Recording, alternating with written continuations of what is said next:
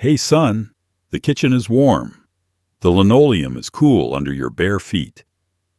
Your mother stands at the counter in her housecoat, hands dusted with flour.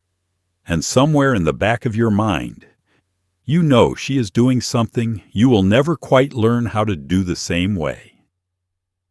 It is 1956, and the kitchen smells like butter, coffee, and that faint metallic scent of the icebox when it gets opened too many times in an afternoon. Tonight, we are slipping into something warmer than your ex's heart, but just as unforgiving. The American kitchen of the 1950s. Back when recipes were scribbled on index cards, when leftovers were a strategy and not a failure, and when your mother could stretch $1 like taffy. If you are enjoying what we do here, I would be grateful if you would like and subscribe, only if it feels right. We are also live on Spotify now. You will find the link in the description. And let me know in the comments where you are listening from and what time it is there. It is always good to know who is out there with me now. Here is what you need to ask yourself. What did it feel like to wake up in a kitchen that had no microwave, no dishwasher, and no takeout menus pinned to the fridge? How did your mother turn yesterday's pot roast into today's soup and tomorrow's casserole without breaking a sweat? What did she know that you do not? And why does her meatloaf still taste better than anything you have ever made, even though you followed the recipe word for word? It is 1953 now. The coffee is percolating. A neighbor's dog barks once and then stops. The radio hums softly in the corner. And everything your mother did in this kitchen is about to make sense. Let us start with the icebox, not the refrigerator. The icebox.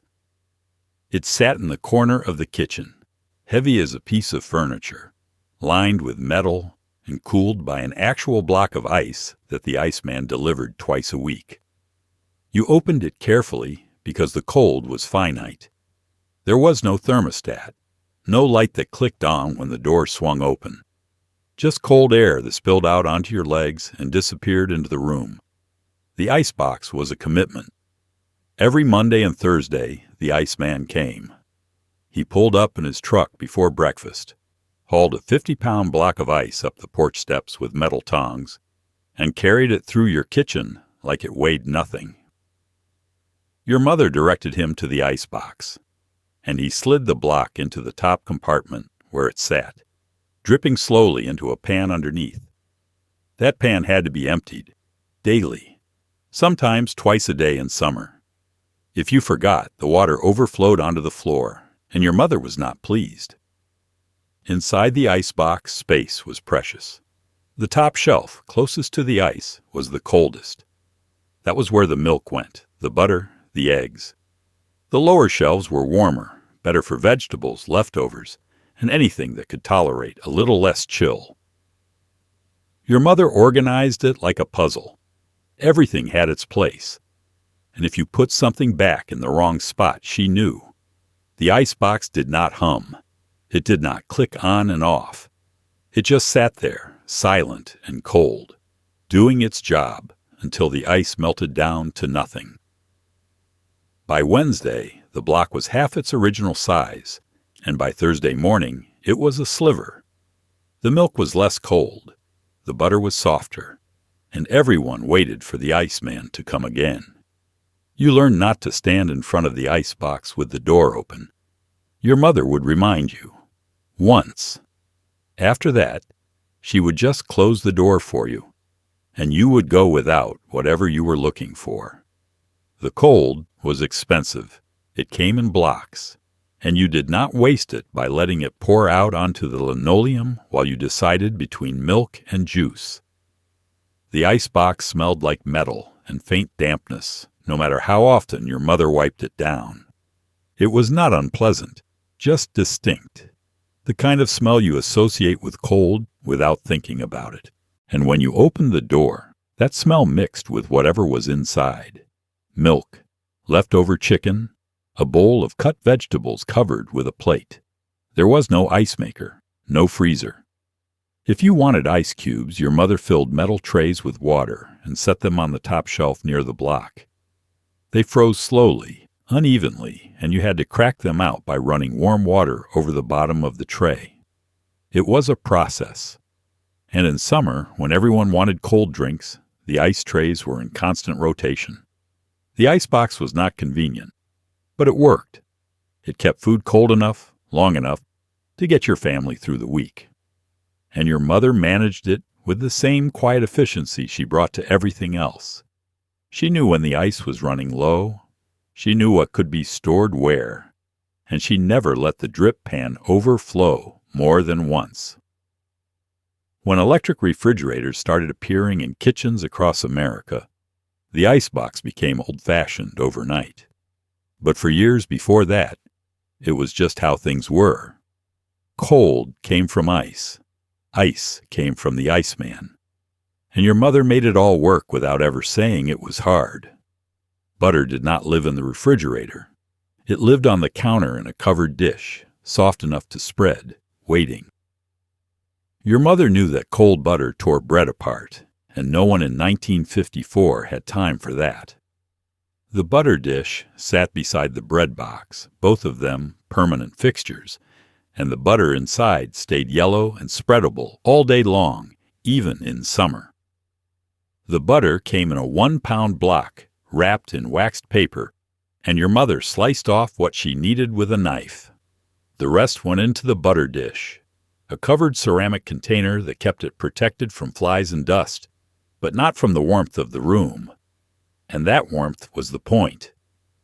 Room temperature butter spread smoothly onto toast, blended easily into batter, and melted evenly in a hot pan. Cold butter did none of those things. In summer, the butter softened to the edge of melting. It slumped a little in the dish. It gleamed, but it did not spoil. Your mother used it too quickly for that. A family of 5 could go through a pound of butter in 3 days. Breakfast toast, lunch sandwiches, dinner rolls, baking. The butter dish was refilled constantly, and nothing ever sat long enough to go rancid. In winter, the butter firmed up a bit, especially if the kitchen was cold in the morning before the stove got going.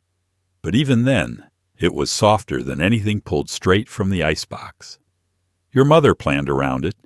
She knew that butter left out overnight would be ready to cream with sugar by the time she started baking after breakfast. She knew that butter at room temperature mixed more evenly into dough, made flakier biscuits, and tasted better on warm bread. The butter dish itself was simple. Ceramic, sometimes glass, with a lid that fit snugly over the top. Some had patterns, some were plain. But they all did the same job. They kept the butter accessible, protected, and soft. And they sat on the counter beside the salt and pepper shakers like a third essential seasoning. No one worried about bacteria. No one talked about food safety. Butter was salted, which helped preserve it, and it was used quickly, which solved the rest. If the butter ever tasted off, your mother would know before anyone else. But that almost never happened. The butter dish was part of the daily rhythm.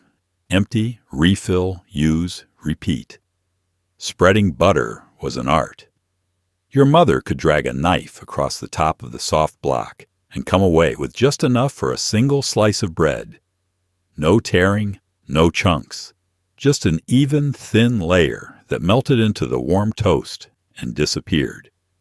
You tried to do the same and usually took too much, but you learned. Because in a house where butter lived on the counter, you used it every day. And eventually your hand knew the pressure, the angle, and the speed required. Modern kitchens keep butter in the refrigerator. It sits in a compartment in the door, hard as a rock, and when you need it, you either wait for it to soften or you microwave it into a puddle. Neither option is right. But your mother did not have that problem. Her butter was always ready, always soft, always exactly where it needed to be. The butter dish on the counter was a small thing, but it was one of those small things that made the kitchen work. It was one less step, One less obstacle. One less moment of frustration before breakfast. And in a house where your mother did everything by hand, those small efficiencies added up.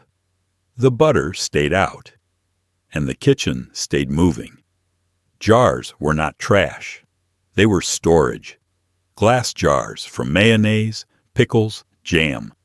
Your mother washed them, dried them, and lined them up in the cupboard like soldiers. Leftovers went into jars. Bacon grease went into jars. Buttons, rubber bands, and spare change went into jars. Nothing was single use. If it had a lid and it was glass, it had a second life. The jars came from grocery staples. A quart jar that once held dill pickles was washed until the vinegar smell faded, then became the container for dried beans. A pint jar from strawberry preserves held loose change on the counter. A small jar that once held mustard now stored buttons in the sewing basket. Your mother never threw away a jar unless the lid was rusted through or the glass was cracked. And even then she hesitated. Leftovers did not go into plastic containers because plastic containers did not exist in most kitchens yet. They went into jars. A jar of cold mashed potatoes. A jar of green beans from dinner. A jar of chicken broth your mother would use for soup the next day.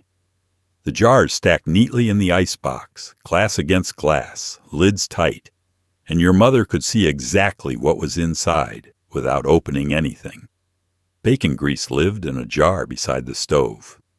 Your mother poured it in hot after every breakfast, and it cooled into a thick, creamy layer of fat that solidified as it sat. That jar was used daily. A spoonful of bacon grease to fry eggs. Another spoonful to sauté onions. A little more to grease a pan before cornbread went in. It added flavor to everything, and it cost nothing because it was already there. A byproduct of breakfast that refused to be wasted. Dry goods went into jars too.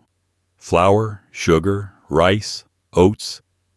Your mother transferred them from their paper sacks into glass jars with wide mouths and tight lids. It kept the flour from going stale, kept the sugar from clumping, and kept the weevils out of the rice. The jars were labeled with masking tape and a pencil, and they sat in a neat row in the pantry, clear and organized, and easy to grab when your mother was in the middle of baking. Screws, nails, thumbtacks. They lived in jars in the utility drawer out in the garage.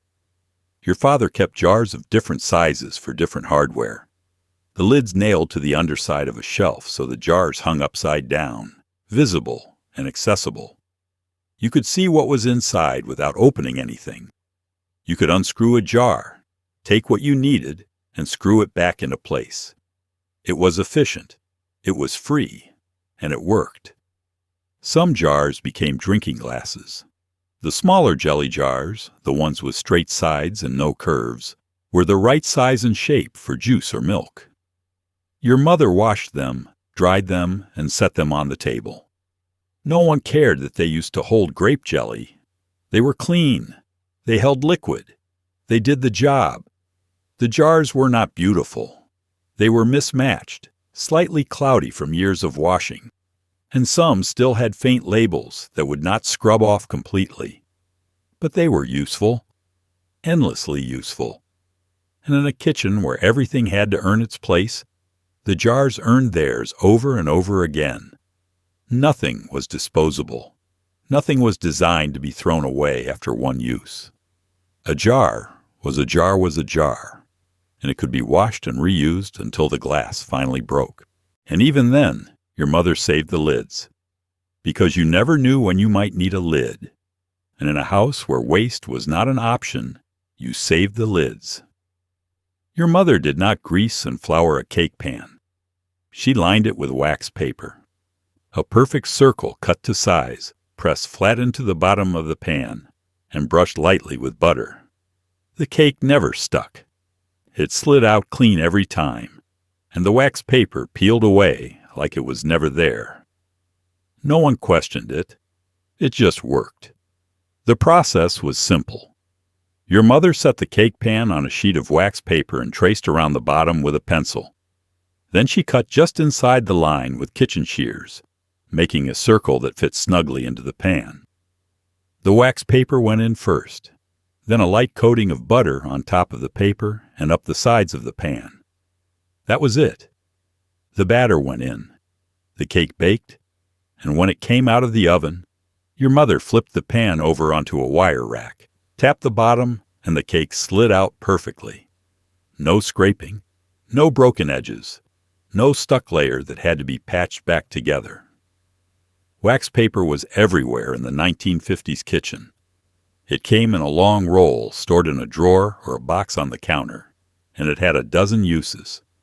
Your mother used it to roll out dough, to cover bowls in the icebox, to wrap sandwiches for your father's lunch. But lining a cake pan was where it really proved its worth, because a stuck cake was a ruined cake, and your mother did not ruin cakes. The wax coating on the paper was thin but effective. It created a barrier between the batter and the metal pan, just enough to let the cake release cleanly once it cooled. The butter on top of the wax paper added a little extra insurance, and it gave the bottom of the cake a faint golden color that looked professional, even if the cake was just for Sunday dinner. Some women greased and floured their pans. Your mother tried it once and decided it was not reliable enough. The flour left a dusty coating on the outside of the cake, and sometimes the cake still stuck in patches. The wax paper method was foolproof. It worked every time. And once your mother found something that worked, she did not experiment. The wax paper peeled away from the bottom of the cake in one smooth motion. Your mother waited until the cake was fully cooled, then lifted one edge of the paper and pulled. It came off clean, leaving no residue, no torn cake, no mess. The paper went into the trash, and the cake went onto a plate, ready to be frosted or dusted with powdered sugar or served plain with a little whipped cream on the side. Layer cakes required 2 pans, 2 circles of wax paper, twice the setup. But your mother did not mind. The extra 2 minutes of prep saved her from disaster later. And when she stacked the 2 layers with frosting in between, both layers were smooth and intact, with no gaps or broken pieces that had to be hidden under extra frosting. The wax paper trick was one of those things your mother never explained. She just did it. You watched her trace the pan, cut the circle, press it into place, and you assumed that was how everyone did it. It was not until years later, when you tried to bake a cake in your own kitchen and the whole thing stuck to the pan, that you realized she had been teaching you something all along. And by then, you had to call her and ask how she did it. And she told you, patiently, like she always did. Wax paper, a circle cut to size, a little butter, and the cake will slide right out. It was such a small thing, but it was the difference between a cake that looked homemade in a good way and a cake that looked like a struggle. Your mother knew the difference, and she made sure her cakes always slid out clean. The milkman came early, before you were awake. He left glass bottles on the porch, the cream floating thick at the top, and he took the empties from yesterday. Your mother poured the cream off carefully for coffee, or whipped it by hand for dessert. The milk underneath was thin and cold and tasted like nothing you can buy now. The bottles were heavy, thick glass clear, with a paper cap crimped over the top. Each bottle held a quart, and your mother ordered 3 or 4 at a time, depending on how fast the family was going through it. The milkman knew the routine. He knew which houses wanted extra on Fridays, which houses skipped Mondays, and which houses left notes asking for butter or eggs or a pint of cream. The cream rose to the top overnight. By the time your mother brought the bottles in from the porch, the top 2 inches of each bottle were thick, yellowish, and rich.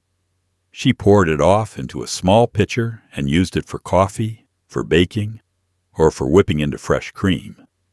What was left in the bottle was milk, thinner than whole milk today, bluer, but cold and sweet and fresh, because it had been bottled that morning or the night before. Pasteurization was required, but homogenization was not yet standard. That meant the cream separated. It floated, and you had to shake the bottle if you wanted the milk and cream to mix back together. Most people did not bother. They poured off the cream and used it for something else. It was too good to waste by stirring it back into the milk. The bottles went back out on the porch when they were empty. Your mother rinsed them and set them in the metal carrier the milkman had left. He collected them on his next delivery and returned them to the dairy to be washed, sterilized, and refilled. The system was efficient. No waste. No plastic. Just glass bottles moving in a loop from dairy to doorstep and back again. The milkman was a fixture. You saw him sometimes if you woke early enough. He wore a white uniform, white cap, and he moved quickly from house to house, bottles clinking softly in his carrier. He did not knock. He did not ring the bell. He just left the milk and took the empties, and by the time your mother came downstairs to start breakfast, the fresh bottles were waiting. In summer, your mother brought the milk in as soon as she heard the milkman's truck. Glass bottles left in the sun warmed up fast, and warm milk spoiled. In winter, the milk sometimes froze on the porch, and the cream pushed the paper cap up like a small frozen tower.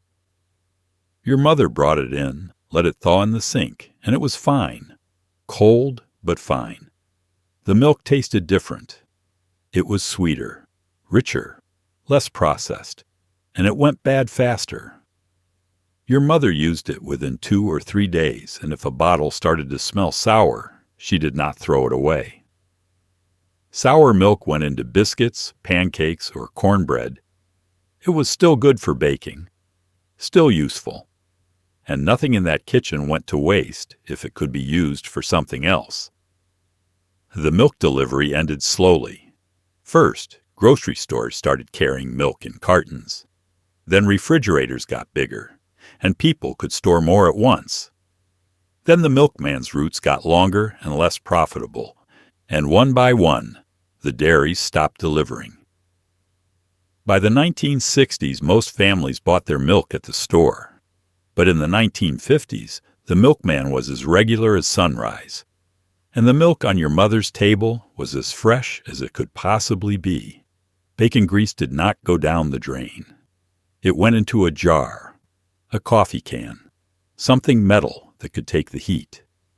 Your mother poured it in after every breakfast, let it cool, and used it later to fry eggs, sauté onions, or grease a pan. It was free flavor, free fat. And it never went bad because it never lasted long enough to try. The jar sat on the stove or on the counter beside it, within arm's reach of the burner. It was usually an old coffee can with a lid, stained dark on the inside from years of use. Sometimes it was a glass jar, but glass had to cool more slowly, and your mother did not have time to wait. Metal was faster. Metal was practical, and metal did not break if you knocked it over. After breakfast, your mother scraped the bacon out of the skillet and poured the grease into the jar while it was still hot. It went in thin and golden, pooling at the bottom, and as it cooled, it thickened and turned white. By lunchtime, it was solid. By the next morning, your mother scooped a spoonful back into the skillet to fry the next batch of eggs, and the cycle started again. The grease added flavor to everything. Eggs fried in bacon. Grease tasted better than eggs fried in butter. Green beans sautéed in bacon. Grease tasted better than green beans boiled in water. Cornbread made in a pan greased with bacon. Grease had a crisp, savory crust that plain cornbread did not. And all of that flavor was free. It came from the bacon your family was already eating. It cost nothing, and it made everything else taste better. Your mother did not measure the grease. She eyeballed it. A spoonful for eggs, 2 spoonfuls for a skillet of potatoes, a thin coating for a cake pan or a muffin tin. She knew by feel, by sight, by years of doing it the same way every morning, and she never used too much. The grease was a tool, not the main ingredient. Just enough to keep things from sticking and to add that faint smoky flavor that reminded you breakfast had involved bacon, even if the bacon was long gone. The jar never went rancid, at least not in your mother's kitchen. She used it too fast. A family of 5 eating bacon twice a week and frying eggs daily went through bacon grease like water. The jar was emptied and refilled in a constant rotation, and nothing ever sat long enough to go bad. If the grease ever started to smell off, your mother would know. But it never did. Some women strained the grease through cheesecloth to remove the burned bits and pieces of bacon. Your mother did not bother.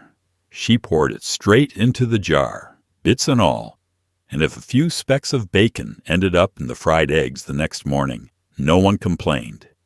It was extra flavor. Proof that the grease was real. And in a house where nothing was wasted, those little bits of bacon were not a problem. They were a bonus. The grease jar was not cleaned out, not regularly. Your mother added to it, used from it, and when it finally got too full or too dark at the bottom, she scraped it out and started fresh. But that did not happen often. The grease was too useful to let accumulate. It was used daily. And it was one of those kitchen staples that your mother never had to think about. It was just there, always ready, always waiting. Modern kitchens do not keep a grease jar. Bacon grease goes into the trash or down the drain, and then people buy cooking spray or bottles of oil to grease their pans. It works, but it is not the same. The grease jar was free. It was flavorful. And it was one of those things your mother did without explaining, because in her kitchen, bacon grease was not waste. It was an ingredient, and it was used until it was gone. Leftover pot roast was not reheated and served again. It was shredded, mixed with gravy, and turned into beef stew. Leftover chicken became chicken salad, chicken soup, or chicken croquettes. Stale bread became breadcrumbs, croutons, or bread pudding. Your mother did not apologize for leftovers. She transformed them. And you ate them without knowing they had been something else the night before. Leftovers were not a failure. They were a plan. Oh, your mother cooked a roast on Sunday, knowing that it would feed the family twice. Once as a roast with potatoes and carrots, and again on Tuesday as beef stew or hash or sandwiches. She did not see this as repetition. She saw it as efficiency. 1 roast, 3 meals, less work, less money, and no one went hungry. The transformation was the key. Leftover mashed potatoes did not come back to the table as mashed potatoes. They were mixed with flour and fried into potato cakes. Leftover green beans were stirred into a casserole with cream of mushroom soup and topped with fried onions.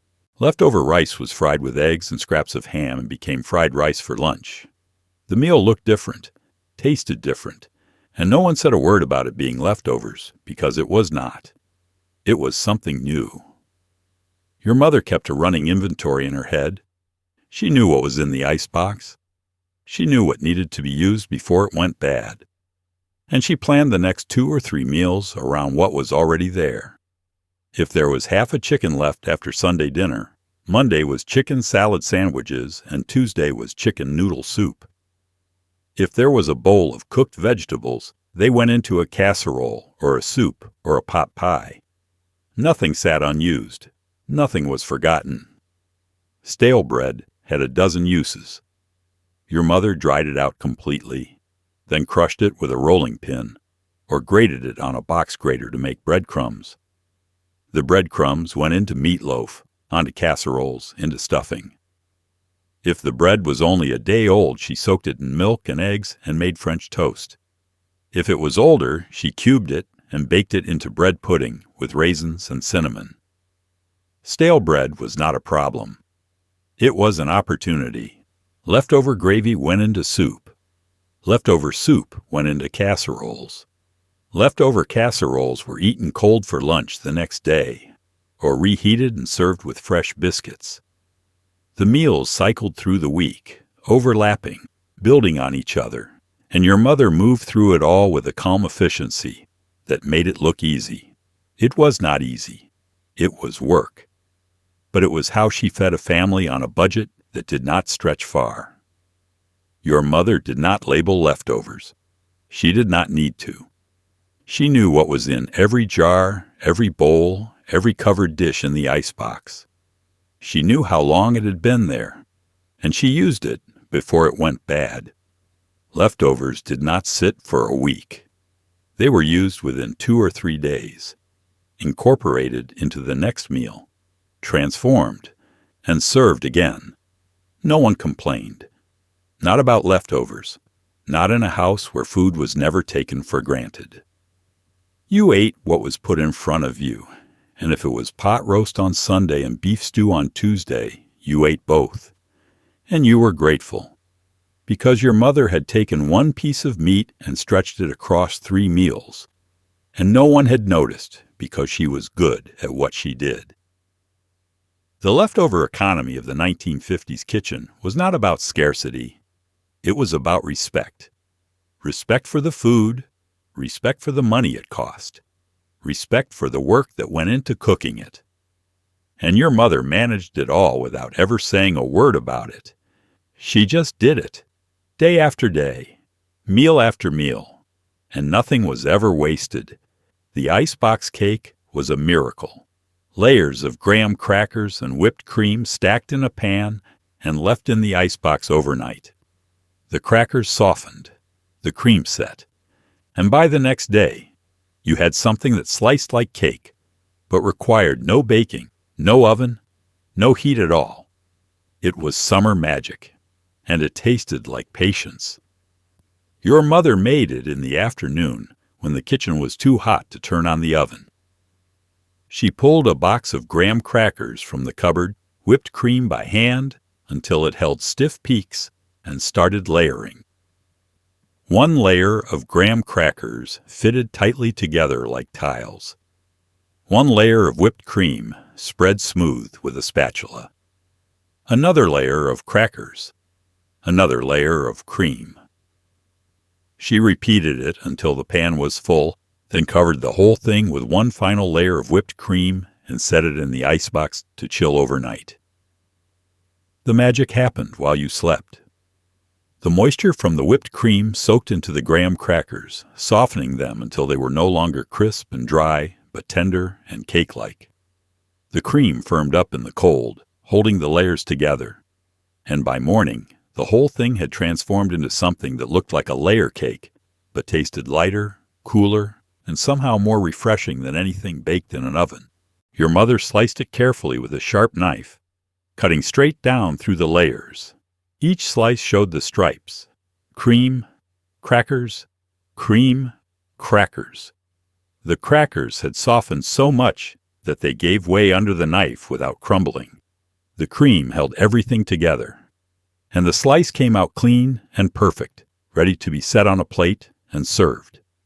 The icebox cake was not fancy. It was made from 2 ingredients, graham crackers and whipped cream. Sometimes your mother added a little vanilla to the cream. Sometimes she layered in sliced strawberries or bananas. But the base was always the same. Crackers, cream, cold, thyme. That was the recipe. It was a summer dessert, too light and too cold for winter. But in July, when the kitchen was sweltering and the oven was unbearable, the icebox cake was what your mother made. She could prepare it after lunch, slip it into the icebox, and forget about it until dinner. No standing over a hot stove, no waiting for something to bake, just assembly and patience. The whipped cream was made by hand. Your mother poured cold cream into a bowl and beat it with a rotary hand mixer, turning the crank until her arm got tired. The cream thickened slowly, first into soft peaks, then into stiff peaks that held their shape when she lifted the beaters. She added a spoonful of sugar, a drop of vanilla, and then she was done. The cream was ready.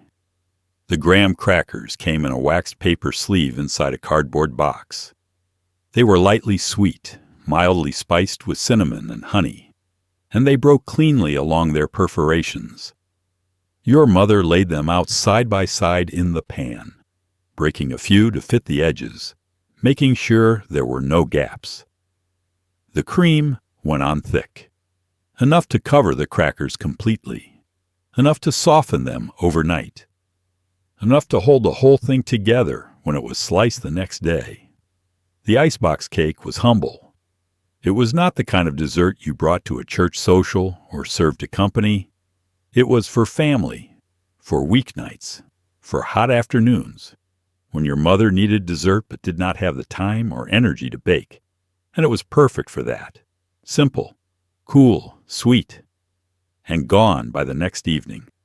Because in a house with 5 people, an icebox cake did not last long. Opening a can was work. The manual can opener clamped onto the rim, and you turned the butterfly handle until your hand cramped.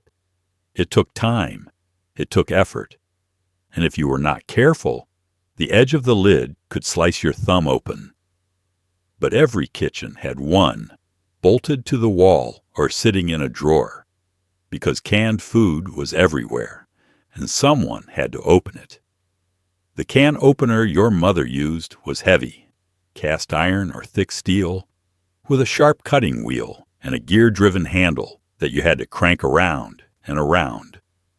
It clamped onto the top edge of the can, and when you turned the handle, the cutting wheel bit into the metal and slowly carved a circle just inside the rim. It was loud, it was slow, and it required grip strength that you did not have as a child. So you watched your mother do it, every time. She positioned the can opener carefully. If it was not seated properly on the rim, the wheel would slip, and the cut would be jagged, and she would have to start over. But your mother never started over. She got it right the first time. She clamped the opener down, tested it with a quarter turn to make sure it was cutting cleanly, and then cranked the handle in steady, even circles until the lid was free. The lid stayed attached to the opener when the cut was complete. Your mother lifted the whole thing away from the can, pried the lid off the cutting wheel, and dropped it into the trash. The edge of the lid was sharp, razor sharp, and if you were not careful, it would cut you. Your mother was always careful, but you watched your father slice his thumb open once, and the blood came fast and red. And after that, you respected the can opener and the lids it left behind. Canned food was a staple. Canned tomatoes for sauce, canned peas and corn for side dishes, canned tuna for sandwiches and casseroles, canned soup for lunch, canned fruit for dessert. Your mother had a cupboard full of cans, all of them labeled, all of them waiting to be opened, and every one of them required the can opener. There was no pull tab, no easy open lid, just metal sealed shut, and the can opener was the only way in.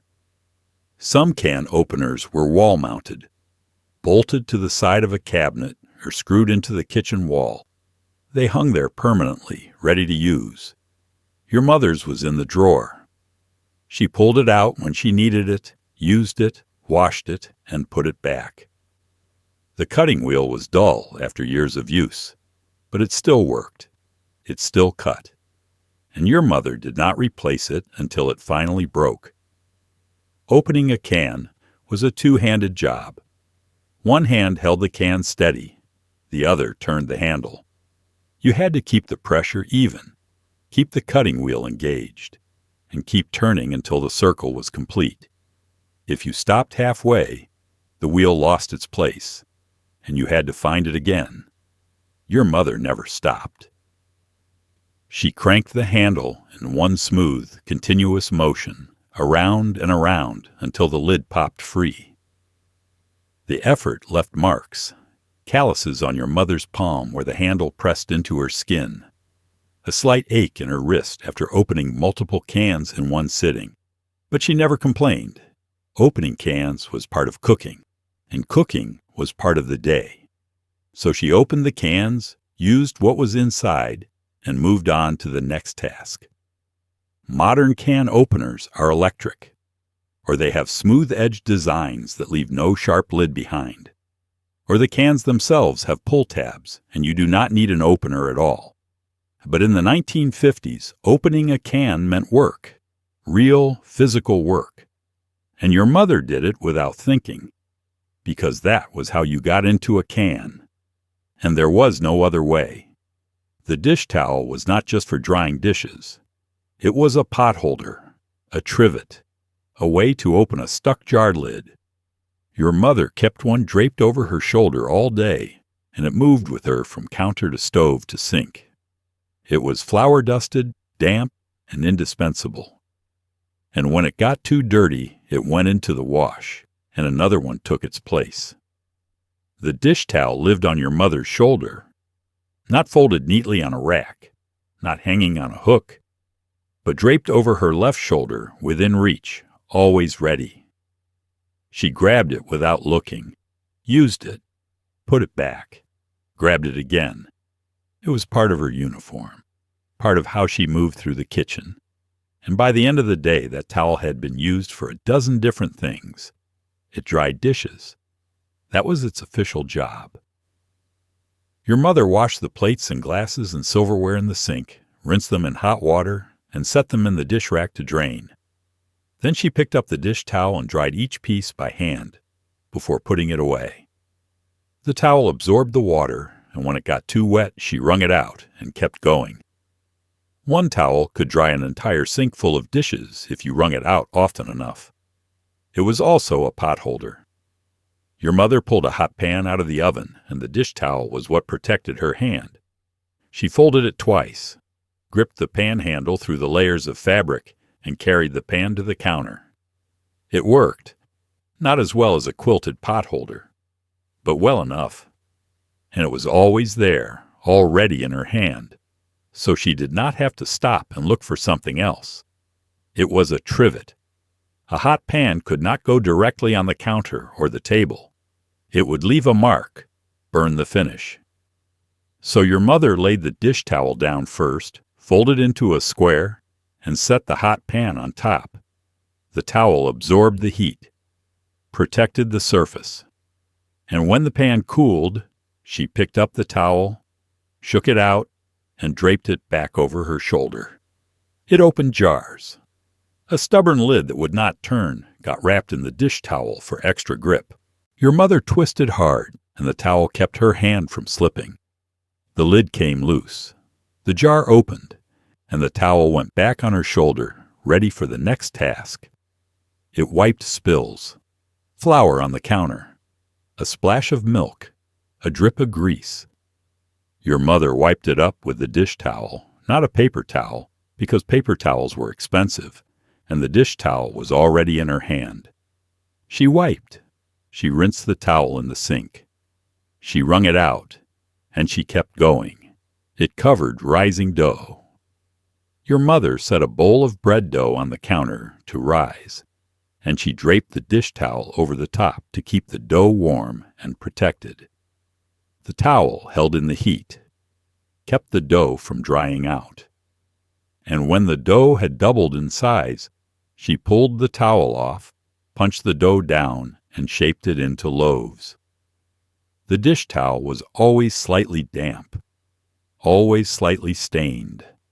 Flour, grease, a faint scent of dish soap and whatever your mother had cooked that day. It was not decorative. It was not pretty. It was a tool. And it was used until it was too wet or too dirty to be useful. And then your mother tossed it into the laundry basket and pulled a fresh one from the drawer. By the end of the week, your mother had gone through 6 or 7 dish towels. They were washed with the rest of the laundry, hung on the clothesline to dry, and brought back into the kitchen, folded and stacked and ready to be used again. And the cycle repeated. Because in a kitchen where everything was done by hand, the dish towel was not optional. It was essential. And your mother could not have cooked a single meal without it. The coffee percolator sat on the stove and bubbled like a science experiment. You could hear it from the other room. That rhythmic perk, perk, perk meant your mother was awake, and soon you would be too. The coffee it made was strong and bitter and scalding hot. You drank it black or with cream from the top of the milk bottle, and it woke you up in a way that nothing else could. The percolator was aluminum or stainless steel, tall and narrow, with a glass knob on top so you could watch the coffee brew. Your mother filled the bottom chamber with cold water, fitted the metal basket into place, spooned ground coffee into the basket, and set the whole thing on the stove over medium heat. Then she waited, and so did everyone else in the house. The water heated slowly. When it reached a boil, it traveled up a hollow tube in the center of the percolator and sprayed over the coffee grounds in the basket. The coffee dripped back down into the water below, and the cycle repeated, over and over. The water got darker with each pass. The smell got stronger, and the percolator made that sound. Perk, perk, perk. Like a heartbeat. Like a clock. Like the sound of morning beginning, whether you were ready or not. Your mother timed it by sound. She knew when the coffee was ready, not by looking at a clock, but by listening to the percolator. The perking slowed down as the water got saturated with coffee. When it went from a fast perk, perk, perk to a slower, steadier rhythm, she turned off the heat. If she left it too long, the coffee boiled, and boiled coffee tasted burnt and bitter. Your mother never let it boil. The coffee was strong, stronger than anything you can get now unless you order espresso. It was thick, dark, and it smelled like roasted earth. Your mother poured it into heavy ceramic mugs, the kind that held heat so well you had to wait 5 minutes before you could take a sip without burning your tongue. She drank hers black. Your father took his with cream and a spoonful of sugar. And if you were old enough, you got a splash of coffee in a cup of warm milk, just enough to make you feel grown. The percolator did not keep the coffee hot. Once it came off the stove, it started cooling. If your father wanted a second cup, your mother reheated the pot on the burner for a minute or two.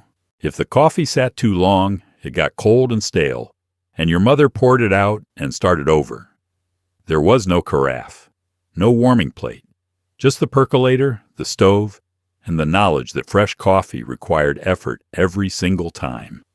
Cleaning the percolator was a daily task. Your mother dismantled it after breakfast, the basket, the tube, the lid. She rinsed out the grounds, scrubbed the inside of the pot, and set all the pieces in the dish rack to dry. Coffee left residue, a dark, oily film that built up if you did not clean it properly.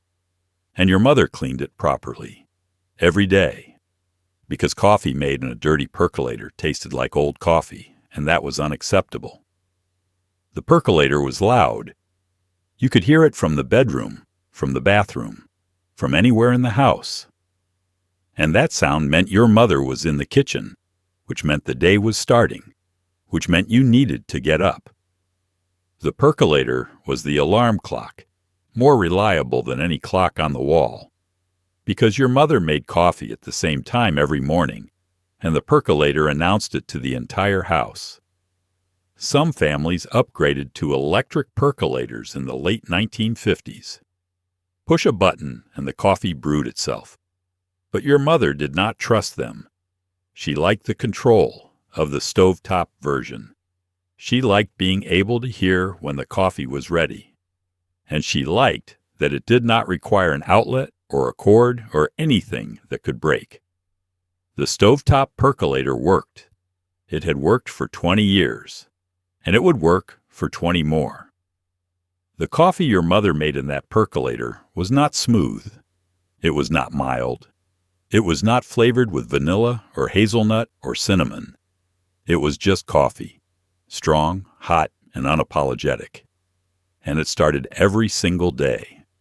Recipes were handwritten on 3x5 index cards, stained with butter and flour, and tucked into a metal box on the counter. Your mother did not Google anything. She flipped through the cards, found the one she needed, and followed it by heart. Some cards had notes in the margins. Some had crossed out measurements, and some were just ingredient lists because your mother already knew the rest. The recipe box was small, metal or wood, with a hinged lid and dividers inside to organize the cards by category. Breads, casseroles, desserts. Your mother kept it on the counter beside the flour canister, and when she needed a recipe, she opened the box, flipped through the tabs, and pulled out the card she wanted. The cards were organized in a system only she understood, but she could find any recipe in seconds. The handwriting was hers. Neat at first, when the card was new. Messier later, when she added notes or corrections in the margins. Some recipes were copied from friends. Some came from the back of a flour sack or a newspaper clipping. And some were handed down from her mother, written in a different hand, on cards yellowed with age and soft from handling. The cards were stained. Splatters of batter, fingerprints of butter, a dusting of flour that never quite brushed off. Your mother did not mind. The stains were proof the recipe worked, proof it had been used.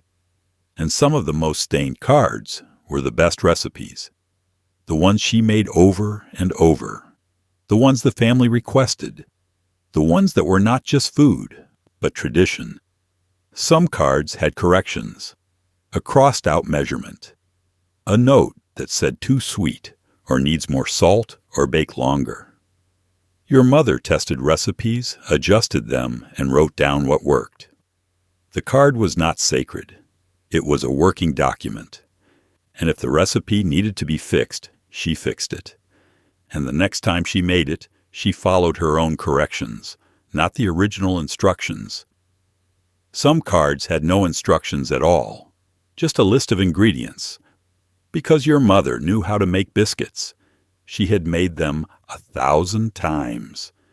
She did not need someone to tell her to cut in the butter or knead the dough lightly. She just needed to remember the proportions. 2 cups flour, 1 tablespoon baking powder, half a teaspoon salt, 1 cup milk. The rest she did from memory. The recipe box was passed around. When a friend asked for a recipe, your mother copied it onto a fresh index card and handed it over. When she found a recipe she wanted to try, she wrote it down on a card and added it to the box. The box grew slowly. New recipes pushed in beside old ones, and the dividers got more crowded. And eventually your mother had to reorganize, pulling out the cards she never used and keeping only the ones that mattered. Some recipes were seasonal. The card for pumpkin pie came out in November.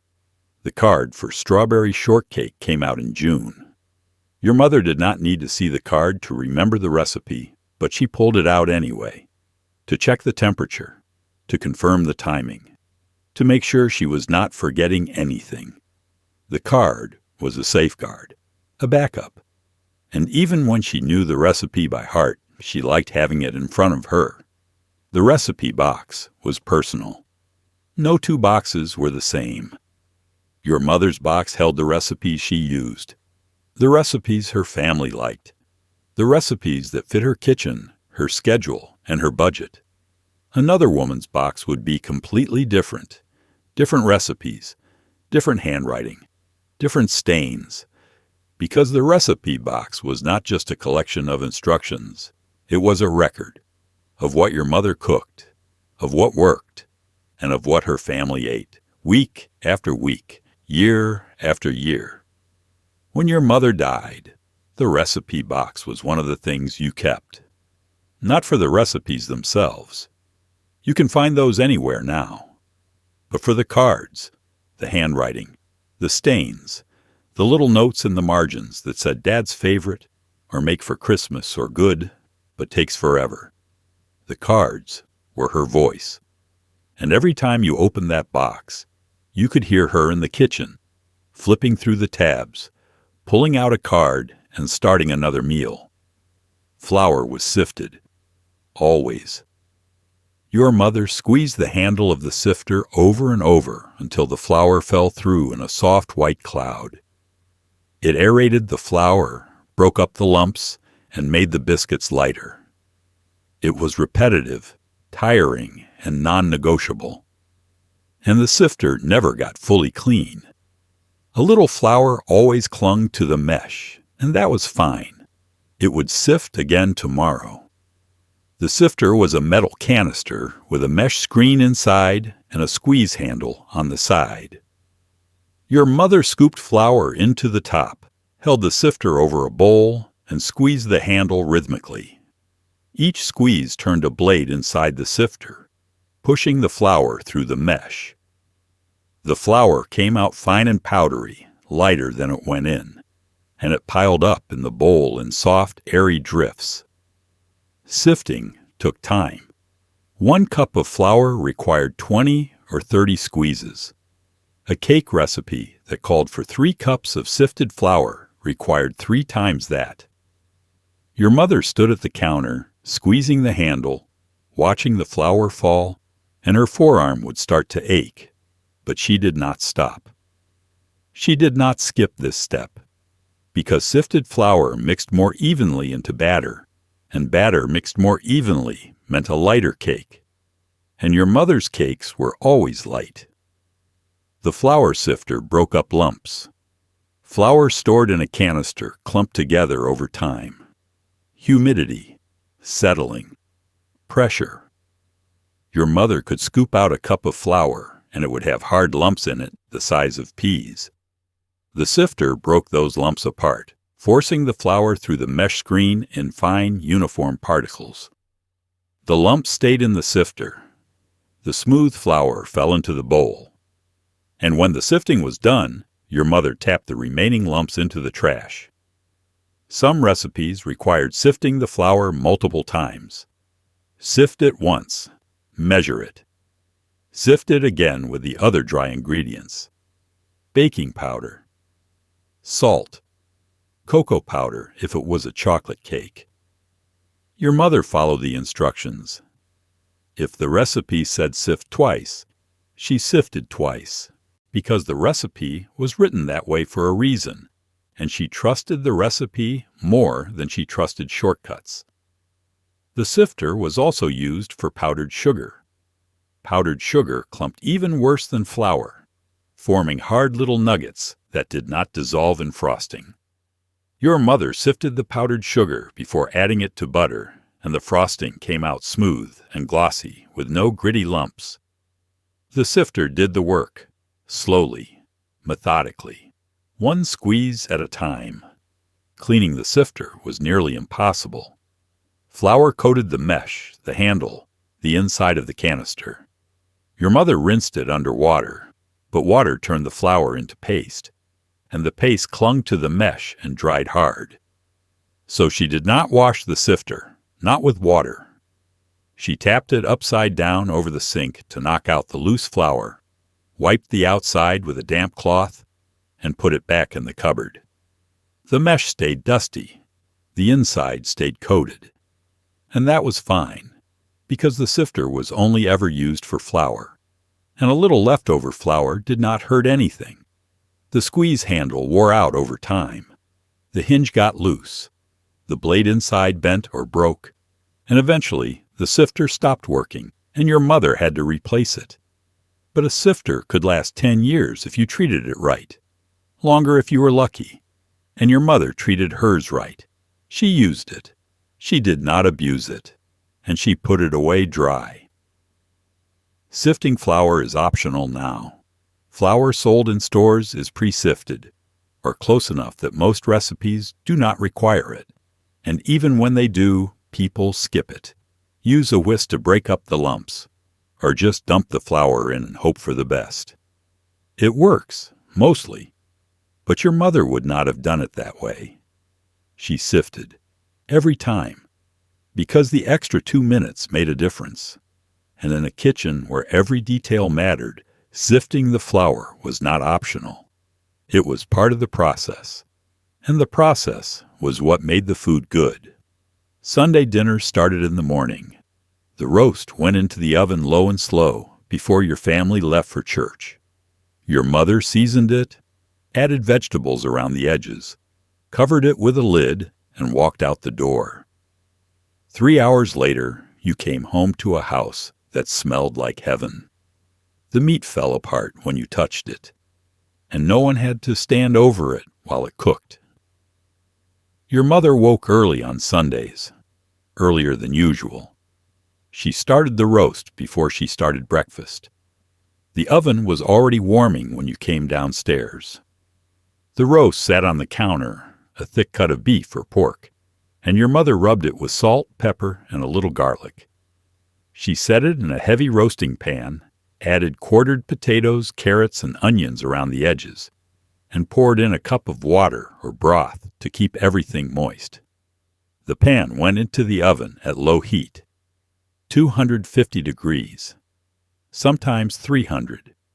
Your mother covered it with a lid or a sheet of foil, and the roast cooked slowly, the heat breaking down the connective tissue, turning a tough cut of meat into something tender and rich.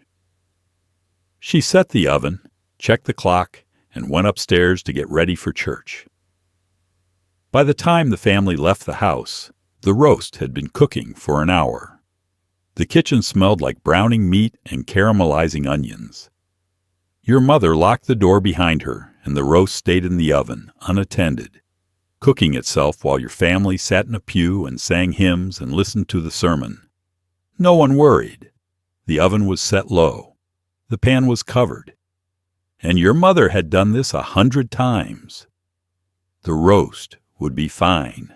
Church lasted 2 hours, sometimes longer if the sermon ran late, or if your mother stopped to talk to friends in the parking lot.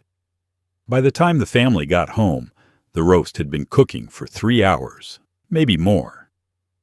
Your mother unlocked the door, and the smell hit you before you even stepped inside. Meat, gravy, roasted vegetables. The whole house smelled like Sunday dinner, and your stomach started growling before you had taken off your coat. Your mother went straight to the kitchen.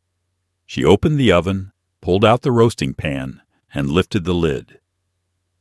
Steam rose in a cloud, and the roast sat in the middle of the pan, dark and glistening, surrounded by soft vegetables that had absorbed all the flavor from the meat. She poked the roast with a fork, and it fell apart. No knife required, just pressure. The meat was so tender it shredded under the tines of the fork. The roast came out of the pan and onto a platter. Your mother arranged the vegetables around it, poured the drippings into a bowl for gravy, and carried the platter to the table. The meat was still steaming. The potatoes were soft and buttery. The carrots were sweet, and the onions had melted into the gravy, adding a depth of flavor that made everything better. Sunday dinner was served at noon. The table was set with the good dishes. The family sat down together, and your mother carved the roast at the table, slicing it thick or pulling it apart with 2 forks, depending on how tender it was. Everyone took a piece, everyone took vegetables, and everyone ate until they were full. The roast fed the family twice, once on Sunday, and again on Monday or Tuesday, when the leftovers were shredded and turned into sandwiches, or mixed with gravy and served over mashed potatoes or added to soup. Your mother planned it that way. 1 roast, 2 meals, and all she had to do was put it in the oven before church and let time do the rest. The slow-cooked Sunday roast was a rhythm, a ritual. It happened every week, and it required almost no effort. Just seasoning, just time, just trust that the oven would do its job and the roast would be ready when the family came home. And it always was. Because your mother knew her oven. She knew her timing, and she knew that some things could not be rushed. A roast was one of them. The rolling pin was not light. It was marble or wood, thick and solid, and it sat on the counter like a weapon. Your mother used it to roll out pie dough, biscuit dough, cookie dough. She dusted it with flour, pressed down with her whole weight, and rolled until the dough was thin and even. It was precise work, and the rolling pin never left the kitchen. The marble rolling pin was the best, heavy enough that its own weight did half the work. Your mother centered it on the ball of dough, pressed down and pushed forward. The dough flattened under the weight of the marble, spreading outward in a smooth, even sheet. She rolled from the center to the edges, turning the dough a quarter turn after each pass, making sure it stayed round, making sure it did not stick to the counter. The rolling pin was cold. Marble stayed cool, even in a warm kitchen, and cold marble kept the dough from getting too soft. Pie dough needed to stay cold. If it warmed up, the butter melted, and the dough got sticky and hard to work with. The marble rolling pin kept everything at the right temperature. And your mother knew that. She kept the rolling pin on the counter, not in a drawer, so it was always ready, always cool, always exactly where she needed it. Rolling dough was a skill. You could not just press down and hope for the best. You had to apply even pressure. Roll in straight lines, turn the dough, check the thickness. Your mother did this without thinking. She rolled dough the way other people tied their shoes. Automatically. But when you tried, the dough stuck to the counter, tore in the middle, and came out lopsided. Your mother did not criticize. She just took the rolling pin from your hands and showed you again. Floor the surface. Flour the pin. Press gently. Roll from the center. The wooden rolling pin was older, heavier, stained dark from years of use. It had handles on both ends, smooth from being gripped 10,000 times. Your mother used it when she needed more control, when she was rolling out cookie dough that needed to be exactly a quarter-inch thick, when she was rolling biscuit dough that needed to be handled gently so the biscuits would rise light and fluffy. The wooden pin moved differently than the marble. It required more effort. But your mother preferred it for certain tasks. The rolling pin was dusted with flour before every use. Your mother sprinkled flour on the counter, sprinkled flour on the dough, and rubbed flour onto the rolling pin. The flour kept the dough from sticking, but too much flour made the dough dry and tough. So your mother used just enough. A light dusting, barely visible, just enough to keep things moving smoothly. Rolling out pie dough was the hardest. Pie dough was delicate. Too much pressure and it tore. Too little and it did not spread. Your mother rolled it thin, thinner than you thought possible, thin enough that you could almost see through it. She rolled it into a circle larger than the pie pan, then carefully folded it in half, lifted it, and draped it over the pan. The dough settled into place, and she trimmed the edges with a knife, leaving just enough overhang to crimp. The rolling pin did not go in the dishwasher. It did not get soaked in the sink. Your mother wiped it down with a damp cloth after every use, dried it immediately, and set it back on the counter. Water would damage the wood, crack the marble, and the rolling pin was too valuable to risk. It had belonged to her mother. It would belong to you someday. And it was treated with the respect that kind of continuity required. The rolling pin was a tool, but it was also a symbol of patience, of skill, of the difference between dough that was rolled properly and dough that was just pressed flat. Your mother knew the difference, and she made sure you did too, even if you never became as good at it as she was. Your mother did not own an egg separator. She used the shell. She cracked the egg in half and passed the yolk back and forth between the two halves while the white dripped into a bowl below. It was fast, it was clean, and it worked every time. The only tool required was steady hands and practice. Separating eggs was a common task. Meringue required egg whites. Custard required egg yolks. Angel food cake required a dozen egg whites and nothing else. Your mother separated eggs several times a week, and she did it the same way every time. Crack the egg on the edge of a bowl. Pull the shell apart. Tilt the yolk from one half of the shell to the other. Let the white drip down. Repeat until only the yolk remained. The key was the crack. It had to be clean.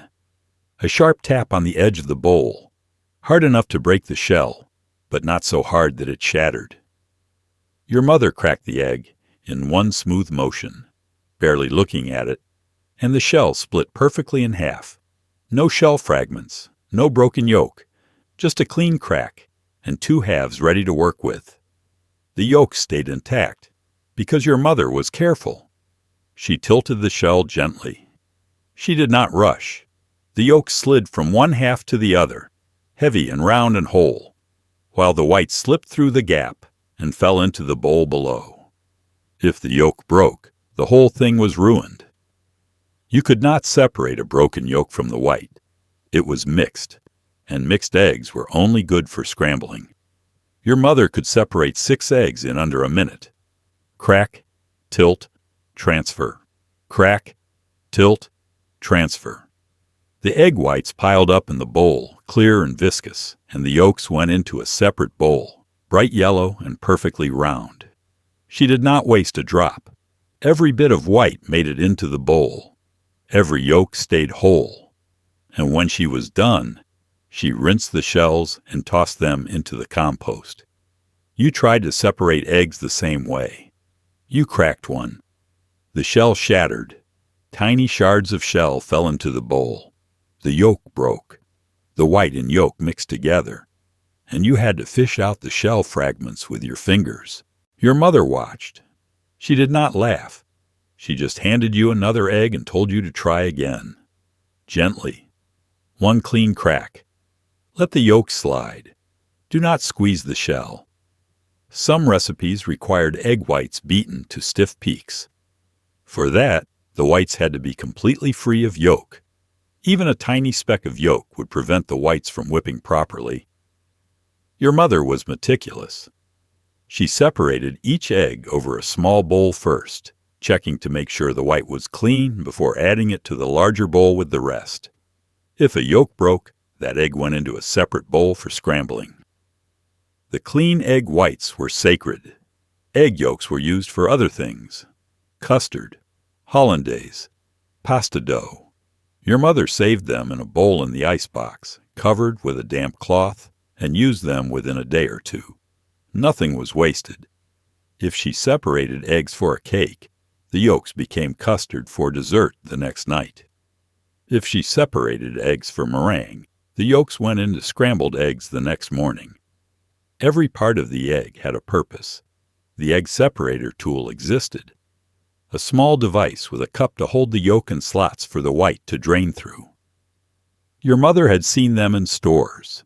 She had seen them in other women's kitchens. But she did not own one. She did not need one. Her hands were the tool. The shell was the separator, and it worked just fine. Separating eggs by hand was faster than using a gadget. No setup, no cleanup, just crack, tilt, and move on. Your mother had been doing it that way for 30 years, and she would keep doing it that way for 30 more. Because some skills, once learned, did not need to be replaced by tools. They just needed practice, and your mother had plenty of that. The pressure cooker sat on the stove and hissed. Steam shot out of the top, and the whole thing rattled like it might explode. Your mother stood beside it, calm as ever, adjusting the heat and waiting for the timer. It cooked beans, pot roast, and chicken in half the time. But it was loud, hot, and vaguely dangerous, and everyone in the kitchen gave it space. The pressure cooker was heavy, thick aluminum or stainless steel, with a locking lid and a pressure valve on top. Your mother filled it with food and liquid, clamped the lid shut, and set it on the stove over high heat. The water inside boiled, turned to steam, and the steam built up pressure inside the sealed pot. The pressure raised the boiling point of the water, and food cooked faster. Much faster. A pot roast that took 3 hours in the oven took 45 minutes in the pressure cooker. The hissing started when the pressure built up enough to force steam through the valve. a steady, high-pitched hiss that cut through every other sound in the kitchen. Your mother listened to the hiss. When it became constant, she turned down the heat to maintain the pressure without letting it build too high. The hiss continued, loud, insistent, and the pressure cooker rocked slightly on the burner, like it was alive. The rocking was normal. The pressure cooker had a weighted valve that jiggled when the pressure was right. It rocked back and forth, hissing, releasing little puffs of steam with each movement. Your mother ignored it. She set the timer and walked away. But you did not walk away. You stood in the doorway, watching, convinced that the pot was about to blow. It never did, but it always looked like it might. The pressure cooker cooked beans in 20 minutes. Dried beans, the kind that normally had to soak overnight and then simmer for 2 hours. Your mother put the dried beans in the pressure cooker with water and a pinch of salt, locked the lid, and brought it up to pressure. 20 minutes later, the beans were soft, creamy, and ready to eat. No soaking, no long simmer, just pressure, and heat, and time. Pot roast came out tender, fall apart tender. Your mother browned the meat in the pressure cooker first, with the lid off, searing all sides until they were dark and caramelized. Then she added onions, carrots, potatoes, and a cup of broth. She locked the lid, brought it to pressure, and let it cook for 45 minutes. When she released the pressure and opened the lid, the meat was so tender it shredded with a fork. The vegetables were soft, and the broth had turned into a rich, flavorful gravy. Opening the pressure cooker was the dangerous part. The pot was still under pressure when the timer went off. Your mother turned off the heat and waited for the pressure to drop naturally. Or she carried the pot to the sink and ran cold water over the top, cooling the steam inside and releasing the pressure faster. The valve stopped hissing. The rocking stopped. And when your mother unlocked the lid, steam poured out in a thick cloud that filled the kitchen and fogged up the windows. The pressure cooker required respect. It was not a toy. It was not something you left unattended or walked away from without setting a timer.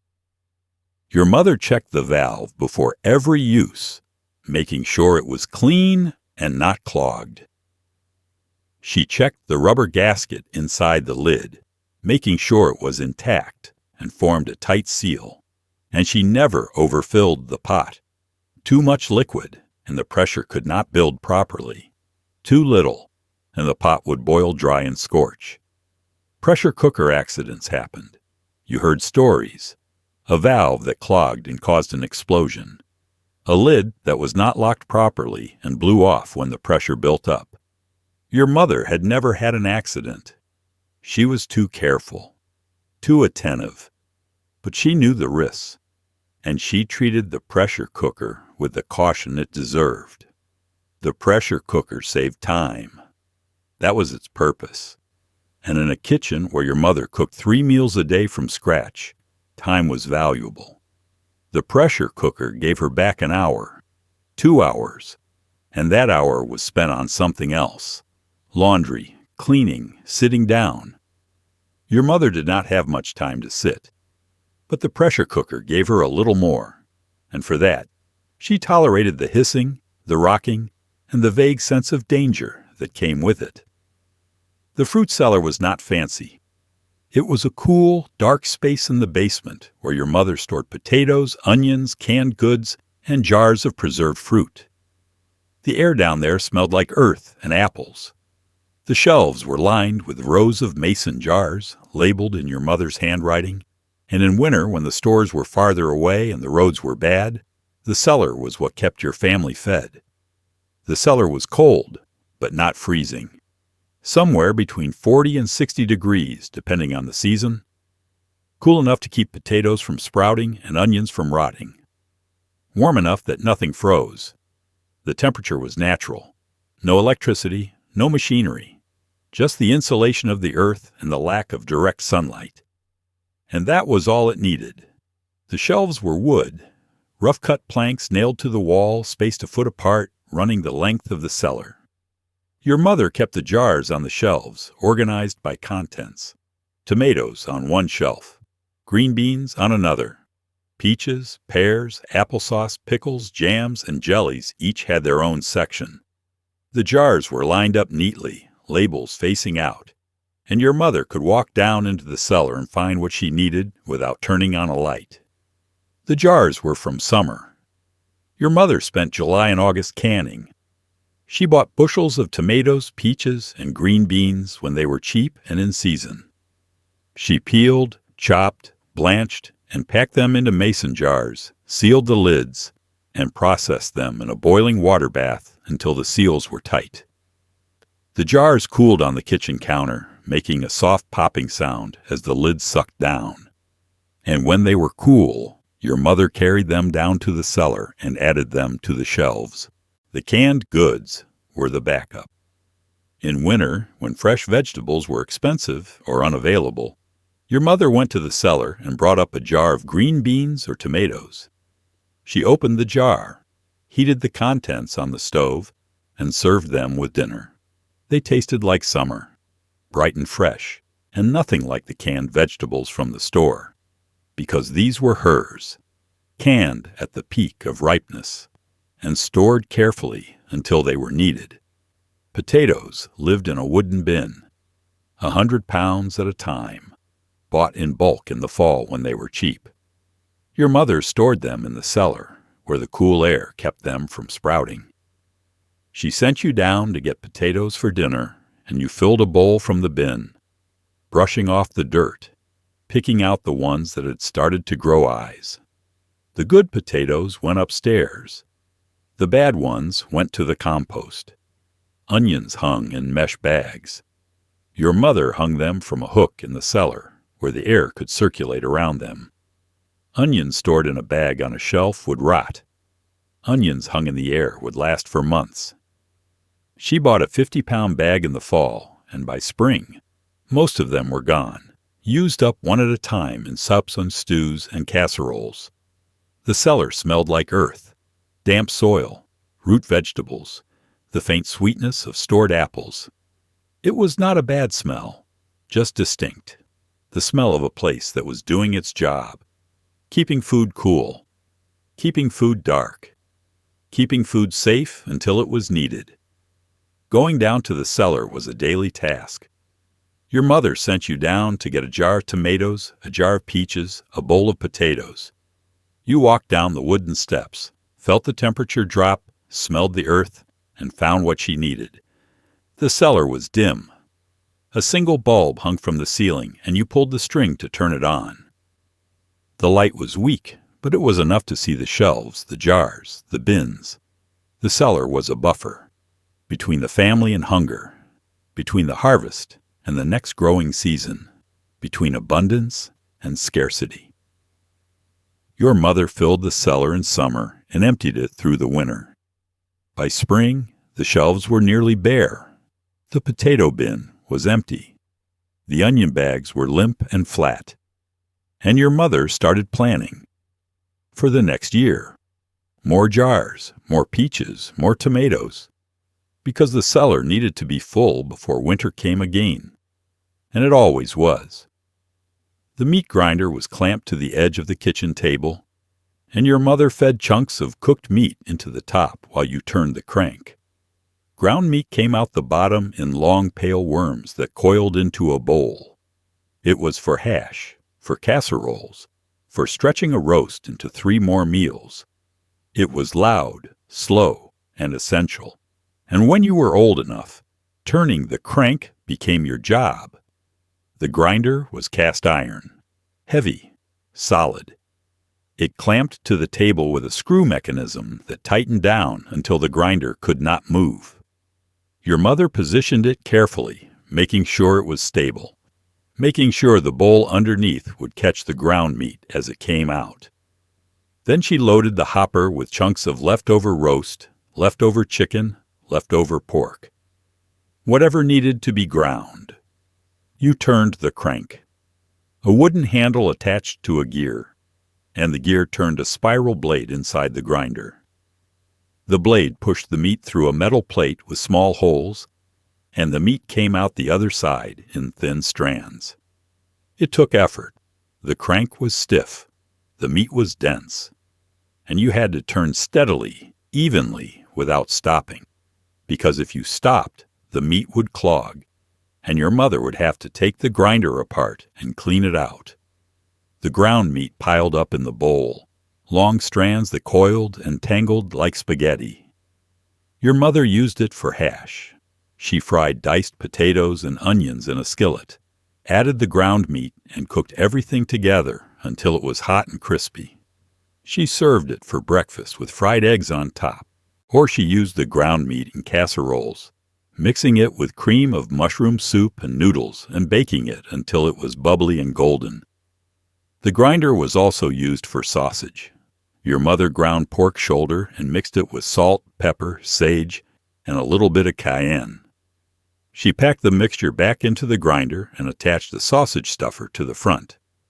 Then she fed casings onto the stuffer, turned the crank, and the seasoned pork filled the casings, forming links of sausage that she twisted and tied off by hand. The sausage was fried for breakfast or frozen for later, and it tasted better than anything you could buy at the store. Cleaning the meat grinder was a chore. Your mother took it apart after every use: the hopper, the blade, the plate, the crank. Each piece was washed in hot, soapy water, rinsed and dried immediately. Meat left on the blade would spoil. Grease left in the hopper would go rancid. So everything was cleaned thoroughly, and the pieces were stored in a drawer, ready to be reassembled the next time your mother needed to grind meat. Grinding meat by hand was work, exhausting work. Your arm got tired after 5 minutes of cranking. Your mother took over when you slowed down, and she cranked steadily, evenly, without complaint. She did not talk about how hard it was. She just did it. Because ground meat was useful. And buying ground meat at the store was more expensive than grinding it yourself. The meat grinder was practical. It turned leftovers into something new. It stretched a roast that had already fed the family once into 2 or 3 more meals. And it gave your mother control. She knew exactly what was in the ground meat. No fillers, no mystery scraps, just meat. From a roast she had cooked herself, ground in her own kitchen, and used in meals she made from scratch. The grinder sat in the cupboard most of the time. It came out once a week, maybe twice. And when it came out, you knew what your job was. Clamp it to the table, turn the crank, do not stop until the bowl is full, and do not complain. Because this was how things got done, and complaining did not make the crank turn any easier. Some things could not be rushed: custard, chocolate, hollandaise sauce. Your mother set a pot of water on the stove, placed a smaller pot inside it, and stirred slowly while the steam did the work. It was indirect heat, gentle heat, the kind that kept things from curdling or burning, and it required standing there, stirring, waiting. There was no shortcut. The double boiler was 2 pots, a larger pot filled with 1 inch or 2 of water, a smaller pot that nested inside it, sitting above the water, not touching the bottom. Your mother brought the water to a simmer, set the smaller pot in place, and added whatever needed to be heated gently. The steam from the simmering water warmed the smaller pot, and the heat transferred slowly, evenly, with no risk of scorching. Chocolate melted in the double boiler. Your mother broke a bar of baking chocolate into chunks and dropped them into the smaller pot. She stirred with a wooden spoon, watching as the chocolate softened, turned glossy, and finally melted into a smooth liquid. If she melted the chocolate directly over the flame, it would seize, turn grainy and stiff and unusable. The double boiler kept that from happening. The heat was gentle, indirect, and the chocolate melted perfectly every time. Custard cooked in the double boiler. Your mother whisked together egg yolks, sugar, and milk in the smaller pot and set it over the simmering water. She stirred constantly, slowly, scraping the bottom and sides of the pot to keep the eggs from cooking too fast. The custard thickened gradually, and your mother tested it by lifting the spoon and watching the custard coat the back. When it was thick enough to leave a line when she dragged her finger through it, the custard was done. She took it off the heat, strained it, and let it cool. Hollandaise sauce was the hardest. Egg yolks, lemon juice, and melted butter whisked together over gentle heat. Too much heat, and the eggs scrambled. Too little, and the sauce never thickened. Your mother whisked constantly, her wrist moving in quick circles, and the sauce came together slowly, turning from liquid to thick and creamy. It took 10 minutes, maybe 15, and she could not stop whisking, could not walk away, could not let her attention drift. The double boiler required presence, and your mother gave it that. The double boiler was also for reheating leftovers that burned easily. Gravy, soup, mashed potatoes. Your mother put them in the smaller pot, set it over simmering water, and stirred occasionally. The food warmed slowly, evenly, and nothing stuck to the bottom of the pot. It took longer than reheating on the stove, but it was gentler, and gentle was sometimes better. The double boiler was not fast. That was the point. It was for things that could not be rushed, things that required attention and time and a steady hand. Your mother did not use the double boiler when she was in a hurry. She used it when she needed control, when the recipe demanded it, when the only way to get it right was to do it slowly. Standing over the double boiler was meditative. The water simmered. The steam rose. The spoon moved in slow circles. Your mother stood there, patient, watching the chocolate melt, or the custard thicken, or the sauce emulsify. She did not rush. She did not tap her foot or glance at the clock. She just stirred, and waited, and let the heat do its work. The double boiler taught you patience. You could not force it. You could not turn up the heat to make it go faster.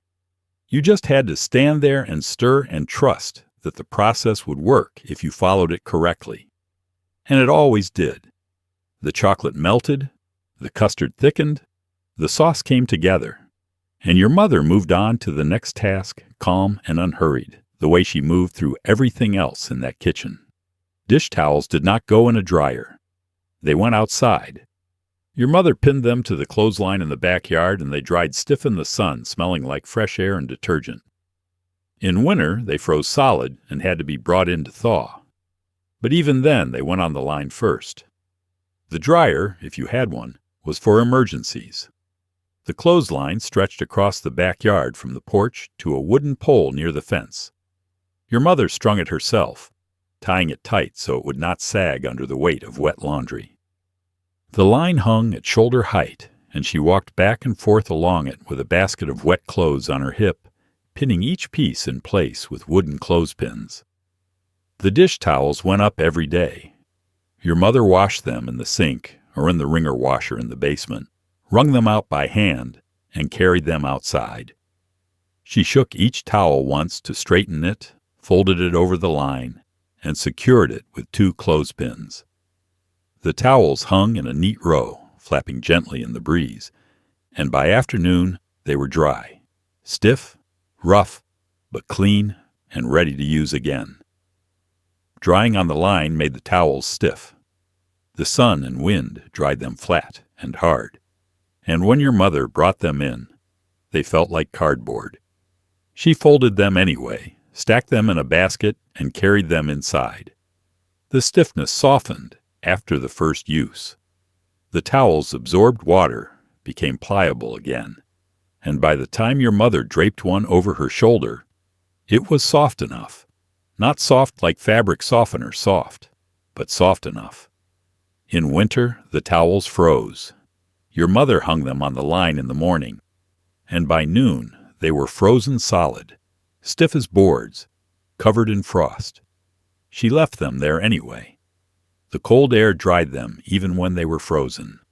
The moisture evaporated, slowly, and when your mother brought them in at the end of the day, they were dry, still frozen, but dry. She draped them over the backs of kitchen chairs near the stove, and they thawed and softened in the warmth. The clothesline saved money. Running a dryer cost electricity. Hanging laundry on the line cost nothing. Your mother did not think about it in those terms.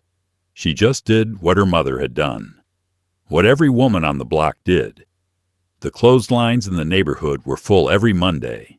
Sheets, towels, dresses, shirts, all of them flapping in the wind. And by Tuesday, they were dry and folded and put away. The smell of line-dried laundry was distinct. Fresh air, sunlight, a faint grassy scent if the wind was blowing from the fields. Your mother could tell the difference between a towel dried on the line and a towel dried in a dryer. The line-dried towel smelled like outside, like weather, like the day itself.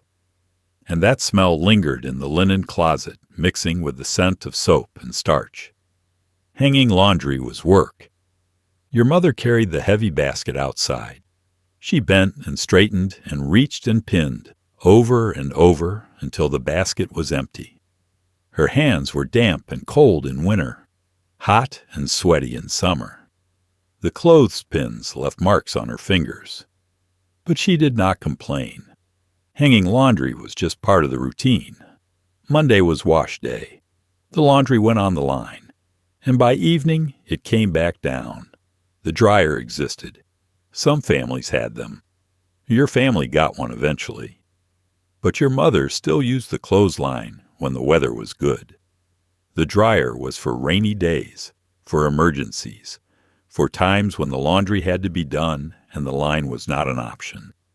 But on a clear day with a breeze and a few hours of sunlight, the laundry went outside, because that was how it had always been done, and it worked just fine. The clothesline was seasonal. In spring, your mother hung light cotton dresses and dish towels, and they dried in an hour. In summer, she hung heavy quilts and blankets, and they took all afternoon. In fall, she hung wool sweaters and flannel shirts, and they dried slowly in the cool air. And in winter, she hung what she had to, and everything came in frozen.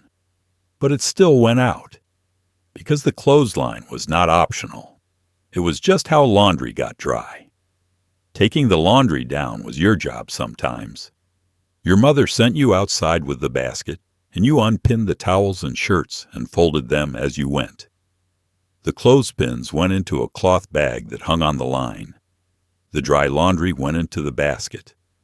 And when the line was empty and the basket was full, you carried it back inside. The towels smelled like sun. And your mother took them from the basket and put them away without saying a word. Because this was normal. This was just how things were done. Your mother did not cook without an apron. It tied around her waist and covered the front of her dress, protecting it from flour, grease, and splatters. The apron had pockets for wooden spoons, dish towels, and clothespins. It was practical, not decorative. And when she took it off at the end of the day, the dress underneath was still clean. The apron was cotton, plain cotton, sometimes printed with small flowers or checks, but mostly just solid colors: blue, yellow, white. It tied at the waist with long strings that wrapped around and knotted in front. The bib covered her chest and stomach. The skirt fell to just above her knees, and the whole thing was designed to take the beating that cooking delivered daily. Your mother put the apron on first thing in the morning, before she started breakfast, before she touched the stove or the flour canister or the eggs. She pulled it over her head, tied the strings, smoothed the front, and she was ready. The apron was her uniform, and wearing it meant she was working. The pockets were essential, deep pockets on both sides of the skirt. Your mother kept a wooden spoon in one pocket, a dish towel in the other. Sometimes clothespins if she was moving between the kitchen and the clothesline. Sometimes a pencil and a scrap of paper for writing down something she needed from the store. The pockets were always full, always useful. And your mother reached into them without looking, pulling out what she needed, using it, and tucking it back. The apron caught everything. Flour when your mother sifted, grease when she fried bacon, tomato sauce when she stirred a pot and the spoon dripped, water when she washed dishes and the spray bounced back. The apron took it all, absorbed it, kept it off her dress. And at the end of the day, the apron was stained and damp and dirty, but the dress underneath was still wearable. Your mother wiped her hands on the apron constantly. After cracking eggs, after handling raw meat, after kneading dough. She did not walk to the sink and wash her hands every time. She wiped them on the apron. The apron was right there, always accessible, and it saved time, seconds here and there. But those seconds added up over the course of a day. The apron also carried things. Your mother gathered eggs from the henhouse and held them in the folded-up skirt of her apron. She picked tomatoes from the garden and carried them the same way. She pulled clothespins off the line and dropped them into the apron's makeshift pouch. The apron was a basket, a towel, a tool, and it did all of those jobs without complaint. Washing the apron was a daily task. Your mother took it off at the end of the day, tossed it into the laundry basket, and put on a fresh one the next morning. The apron cycled through the wash constantly, stained, scrubbed, hung on the line, folded, and back into the drawer. Your mother had 6 or 7 aprons, enough to always have a clean one ready. The apron was not fashionable. It was not meant to be. It was meant to be functional, to protect, to carry, to wipe, to absorb. And it did all of those things better than any other piece of clothing your mother owned. The apron was not an accessory. It was a necessity. Some aprons were fancier, trimmed with rickrack or embroidered with flowers. Your mother had 1 or 2 of those. She wore them when company was coming, when she wanted to look a little nicer while still being protected. But most days she wore the plain ones, the ones that were already stained, the ones that could take another beating, because the apron was there to work, and work it did. Taking off the apron at the end of the day was a signal. Your mother untied the strings, pulled it over her head, and hung it on a hook by the door. The apron came off. The dress was still clean, and the kitchen was closed for the night. Your mother had cooked 3 meals, washed dishes twice, cleaned the counters, and wiped up spills. And the only thing that showed the wear was the apron, which was exactly the point. The apron was armor, not the kind that protected you from weapons, but the kind that protected you from the daily assault of cooking, cleaning, and managing a household. Your mother wore it without thinking. And when you think of her in the kitchen, you see her with the apron on, flour-dusted, damp, stained, and completely in control. The cutting board was a thick slab of wood, scarred with knife marks and stained with years of use. Your mother wiped it down with a damp cloth after every use, but never soaked it in the sink. Water would warp it, crack it, ruin it. Instead, she rubbed it with a little oil once a month to keep it from drying out. And it lasted decades. The board was heavy, solid maple or oak, an inch thick, with a smooth surface that showed the grain of the wood. Your mother kept it on the counter beside the sink, within arm's reach, ready to use. It did not slide around when she chopped. The weight kept it in place, and the knife marks that covered the surface were proof of how much work it had done. Your mother chopped everything on that board: onions, carrots, celery, potatoes, meat, chicken, The knife came down hard and fast, and the board absorbed the impact without splintering or cracking. The surface was scarred. Hundreds of shallow cuts crisscrossed the wood, forming a pattern that looked almost deliberate. But it was just use. Years and years of use. Cleaning the board was simple. Your mother wiped it down with a damp cloth after every use. She scraped off any bits of food with the edge of a knife, and if the board had been used for raw meat or onions, she scrubbed it with a little salt and a cut lemon. The salt acted as an abrasive. The lemon cut through the grease and odor. And the board came clean, without soap, without water, without soaking. Soaking the board would ruin it. Your mother knew that. Water would seep into the wood, cause it to swell, and when it dried, the wood would crack. So the board never went into the sink, never sat in a pan of water.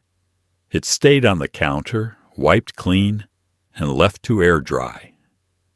And it never cracked, never warped, never split down the middle the way a soaked board would. Once a month your mother oiled the board. She poured a little mineral oil onto the surface and rubbed it in with a clean cloth. The oil soaked into the wood, keeping it from drying out, keeping it smooth and workable. The board absorbed the oil overnight, and by morning, the surface was no longer shiny, just smooth, protected, ready for another month of use. The knife marks on the board were not a problem. They were shallow. They did not trap food or bacteria, and your mother scrubbed the board well enough that nothing lingered. The board was cleaner than it looked, cleaner than a plastic cutting board that got cut deep and could not be scrubbed clean.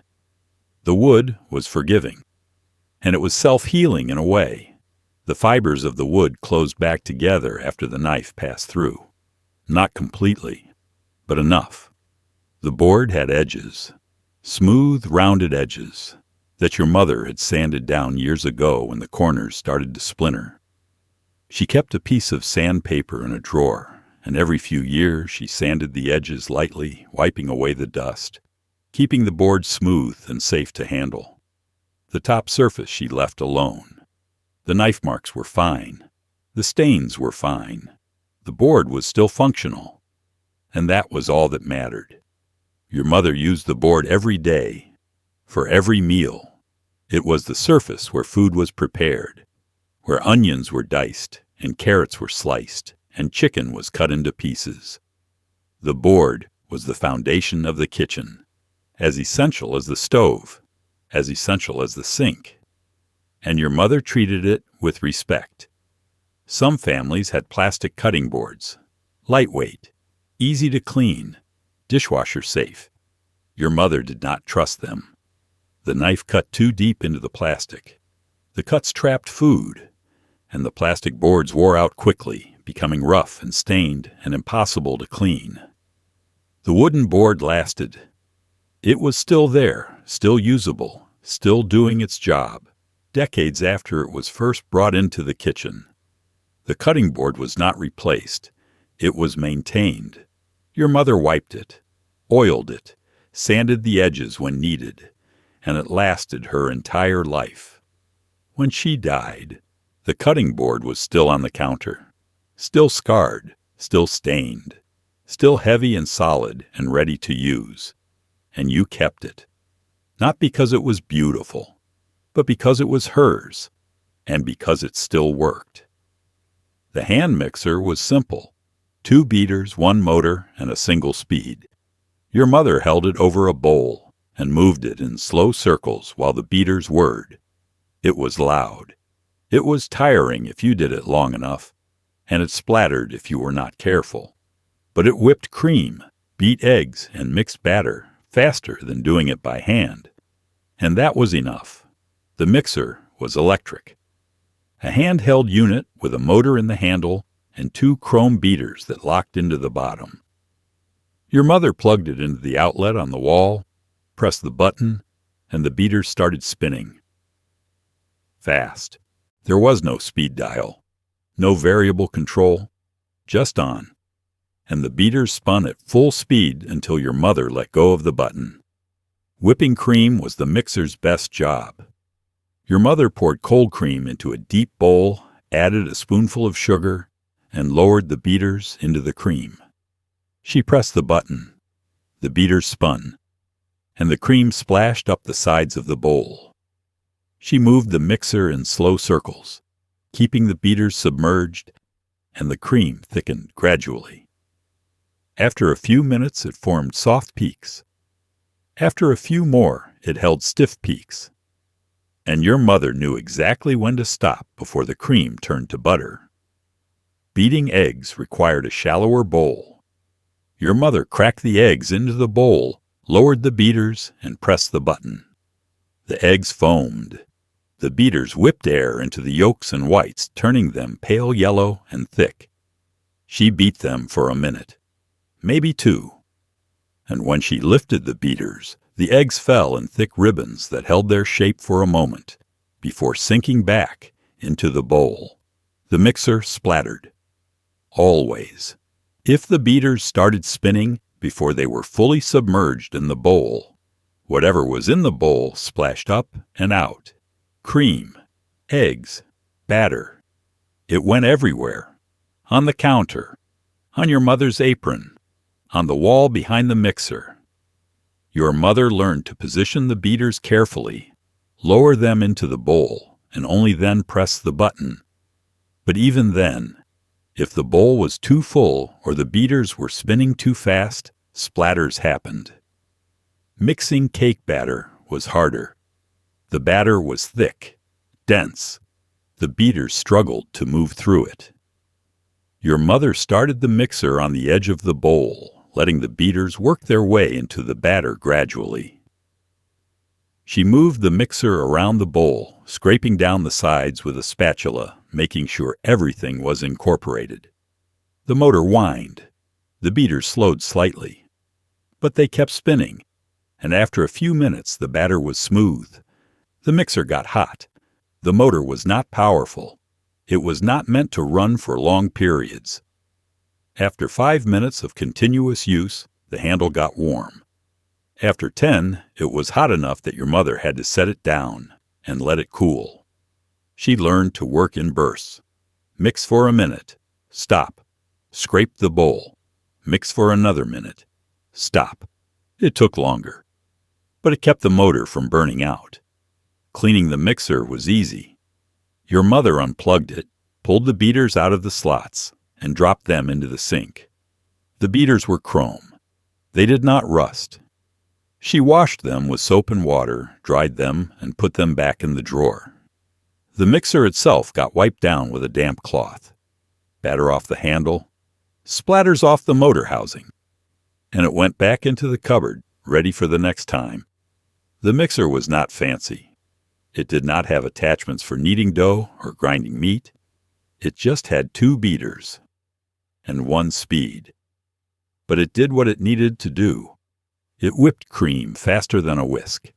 It beat eggs lighter than a fork, and it mixed batter more thoroughly than a spoon. Your mother did not need anything more complicated. She needed something that worked, and the mixer worked. The mixer lasted years, decades. The motor never burned out. The beaters never bent. The cord never frayed. Your mother used it 2 or 3 times a week, and it held up. Because it was simple, because it was built to last, and because your mother took care of it. She did not overwork it. She did not drop it. She cleaned it after every use and stored it carefully, and it repaid that care by working every single time she needed it. The kitchen table was not just for eating. It was where your mother rolled dough, where she paid bills, where you did homework while she cooked. It was where the family gathered before anyone called it that. The table was scarred, sturdy, and always clean. And everything that mattered in that house happened within arm's reach of it. The table was wood, oak or maple, thick and solid, with 4 legs and a surface big enough to seat 6 people if you squeezed. The finish was worn off in places. The edges were nicked and scarred from years of use. Someone had carved their initials into one corner years ago, and the letters were still visible, softened by time, but never sanded out. The table was not perfect, but it was sturdy, and it had been in the kitchen longer than you had been alive. Your mother worked at that table. She rolled out pie dough, dusting the surface with flour, working the rolling pin back and forth until the dough was thin and even. She kneaded bread dough, pressing it against the table with the heels of her hands, folding it over, pressing again. She peeled potatoes into a bowl, snapped green beans into a colander, and shelled peas into a pot. The table was her workspace, and the kitchen was built around it. The table was where bills got paid. Your mother sat at one end with a stack of envelopes, a checkbook, and a pen. She opened each bill, read it, wrote a check, sealed it back in the envelope, and set it aside to be mailed. The bills were always paid on time. Always. Because your mother kept track. And the kitchen table was where she did it. Not a desk, not an office. The kitchen table, because that was where she worked. You did homework at that table. Your mother cooked dinner, and you sat at the other end with your school books spread out in front of you. Math problems, spelling words, book reports. Your mother moved around the kitchen, stirring a pot, checking the oven, and she glanced over your shoulder occasionally to make sure you were working. If you needed help, you asked, and she answered while she cooked, without stopping, without sitting down, because she could do both at once. The table was where the family ate. Breakfast, lunch, dinner. Your mother set the table before every meal. Plates, forks, knives, glasses of milk. The food came to the table in serving dishes, and everyone took what they wanted. Your mother sat at one end, your father sat at the other, and you and your siblings filled in the sides. The table held you all, and no one left until everyone was done. The table was also where conversations happened, not planned, not formal, just the kind of talking that happens when people sit together in the same place every day. Your father talked about work. Your mother talked about the neighbor. You talked about school. And everyone listened, or pretended to, while they ate. The table was not just furniture. It was the place where the family existed as a unit, where everyone came together, where the day was shared. The table was always clean. Your mother wiped it down after every meal, after every use, crumbs into her hand, spills with a damp cloth. The surface was never sticky, never stained. Even with all the use it got, your mother kept it clean, because the table was too important to let it get dirty. It was the center of the kitchen, and the kitchen was the center of the house. The table had memories, birthdays, holidays, Sunday dinners, the time your father brought home a raise and your mother cried at the table, the time your brother spilled an entire glass of milk and your father just laughed, the time you sat at that table and your mother told you she was proud of you, and you believed her because she did not say it often. The table held all of that, not in any physical way, but in the way that a place becomes more than just wood and nails and varnish. It becomes the place where life happened. The table outlasted everything else in the kitchen. The stove was replaced. The icebox became a refrigerator. The percolator was traded for an electric coffee maker. But the table stayed, because it still worked, because it was still solid, and because replacing it would have been like erasing part of the family. The table was not just where you ate, it was where you lived. And your mother knew that, even if she never said it out loud. The table was the heart of everything, and it beat steady every single day. The bread box sat on the counter beside the butter dish, metal or wood, with a hinged lid that opened from the top or a roll-down door in front. Your mother kept bread inside, wrapped in waxed paper or a cloth towel, and it stayed fresh for days. No plastic bags, no twist ties, just the bread box, doing its job quietly, keeping the bread soft and the crust from going stale too fast. The bread box was ventilated. Small holes along the back or sides let air circulate without letting the bread dry out completely. The circulation was the key. Too much air, and the bread dried into a brick. Too little, and mold grew. The bread box found the balance. It kept the air moving just enough, and the bread inside stayed fresh. Not forever, but long enough. Your mother baked bread twice a week, 2 loaves at a time. She pulled them from the oven, let them cool on a wire rack, and when they were no longer hot, she wrapped each loaf in a clean dish towel and tucked them into the bread box. The towel absorbed moisture. The bread box protected the loaves from air and light. And by the time your family had eaten through 1 loaf, the second was still soft enough to slice. Store-bought bread came in waxed paper wrappers. Your mother unwrapped it, refolded the waxed paper around the loaf to keep it covered, and put it in the bread box with the homemade loaves. Everything lived together. Homemade white bread, store-bought rye, a half loaf of whole wheat, and the bread box held it all without complaint. The bread box also held rolls, biscuits, muffins, anything baked that needed to stay soft but not refrigerated. Your mother made biscuits for breakfast, and the leftovers went into the bread box, wrapped in a towel, and they were still good for lunch. A little drier, a little denser, but still edible, still useful, and nothing went to waste. Stale bread did not go in the trash. It stayed in the bread box until your mother decided what to do with it. Stale bread became breadcrumbs, French toast, bread pudding, croutons. Your mother had a use for every piece, no matter how dry or hard it got. The bread box was not just storage. It was a staging area, a place where bread waited to be transformed into something else. The bread box was cleaned once a week.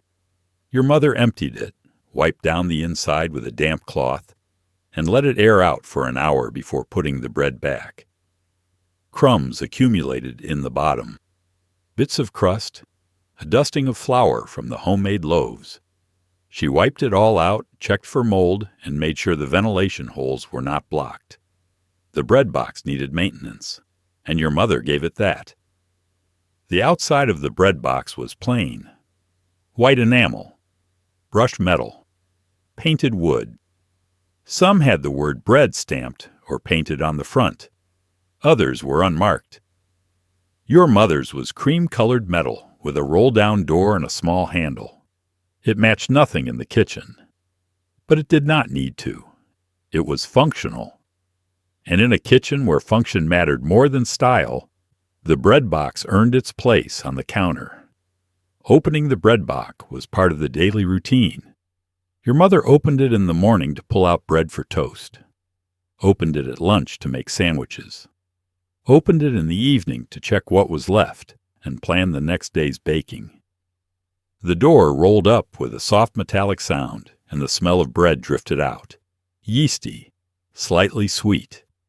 The smell of something made by hand and stored with care. The bread box was not airtight. It was not meant to be. Airtight would trap moisture and encourage mold.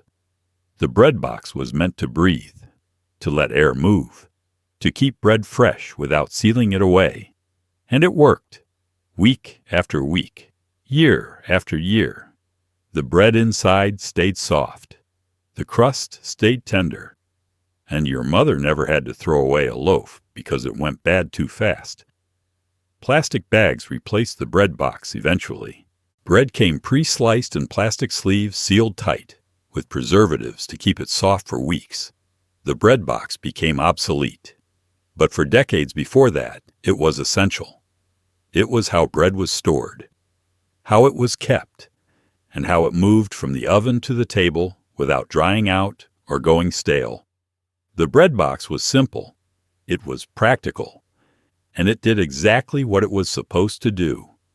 The oven had no timer, no buzzer, no digital display counting down the minutes.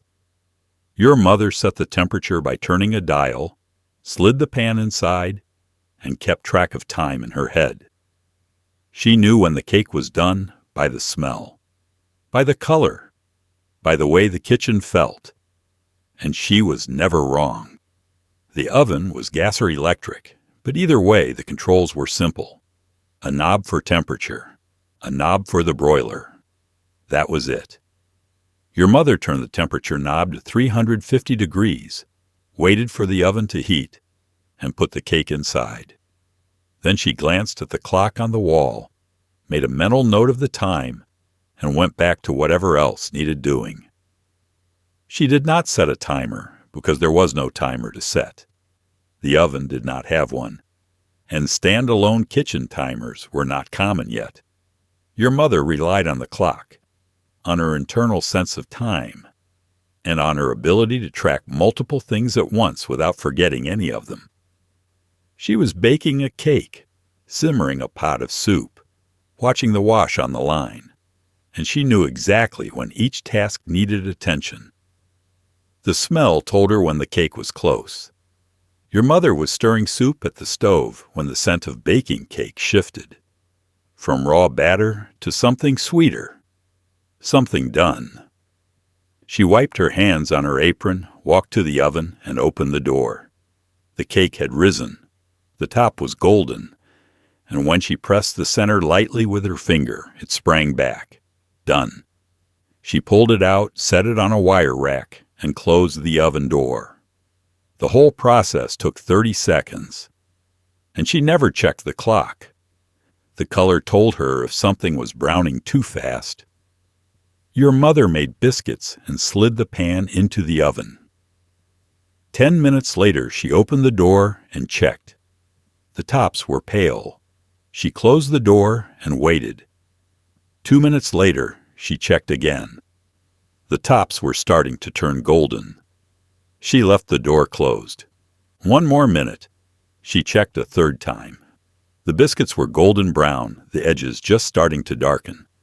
She pulled them out. Perfect. And she had never set a timer.